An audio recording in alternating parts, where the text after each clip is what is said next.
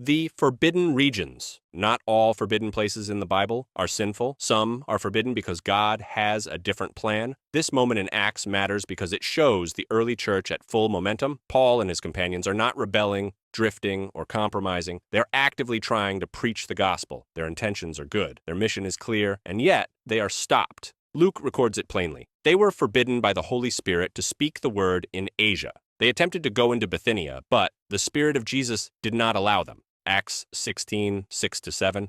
The regions of Asia and Bithynia were not pagan strongholds, more corrupt than others. They were not hostile in a unique way. They were simply not assigned at that moment. What makes these places forbidden is not moral danger, but divine restriction. God places a boundary around good work. Paul wants to go there. The team is willing. The door is shut anyway.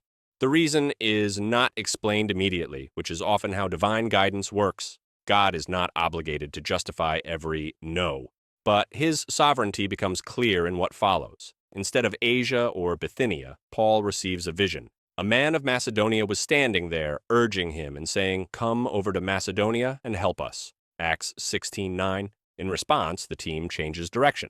Immediately we sought to go on into Macedonia, concluding that God had called us to preach the gospel to them. Acts 16:10.